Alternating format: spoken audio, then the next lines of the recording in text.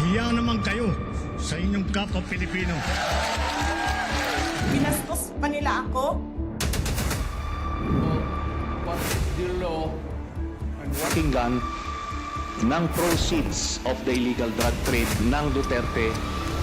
The law enforcement, the highest law enforcement official being head of PNP. Yeah. Now you're hiding this scoundrel, this fugitive.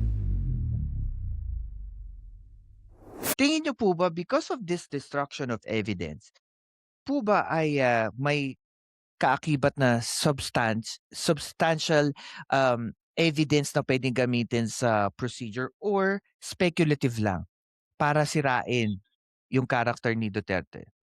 Kiyan, kasi ginamit ng defense yung statement ni Rimulya para sabihin na wala namang batayan talaga. Mismo ang gobyerno walang mga ebidensya, destroyed ang mga ebidensya. So walang tutlasan ng kaso therefore, no? Pero hindi nila nakita yung bigger context ulit ng bakit nawala ang ebidensya, bakit nasira ang ebidensya. Kasi may intentional. Mm.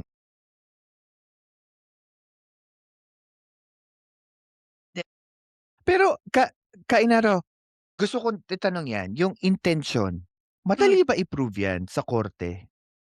Ah, Ang intention. Kasi Oh, sige. para mahirap. Isa sa pinakamahirap 'yun, no? Isa sa pinakamahirap na i-depensa o i-prove sa korte. Maliban, again, ebidensya pa rin ang magpapatibay dun sa question ng halimbawa kasi, again, bigger picture. Kung may Yeah. posibilidad, we talk on possibility, kung may term, yung willingness and capability of the judicial court para i-handle ito. Therefore, more reason for the victims to go to ICC and appeal dun sa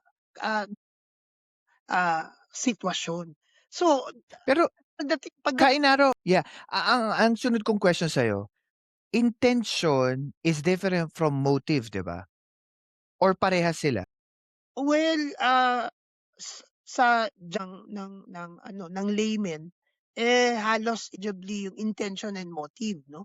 Pero yung sa legal, yan din yung isa sa mga elementong hinahanap sa murder na kasong actually na inaakusa sa kaso ng mga Duterte sa ICC. Yung intention ay yung willful na pag-utos.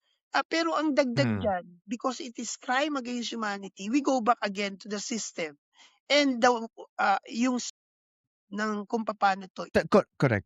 Tama. And yung sinabi niyo po na system, sususugan ko, ano naman po yung opinion ninyo? Kasi ang lumalabas na teorya na gustong sirain ng depensa dito sa sinasabi ng prosecution, because the prosecution was saying dito sa trial na to that there is a common plan theory na nagsimula kay Duterte and there's a lot of people involved na nag-implement ng double barrel at saka tokhang.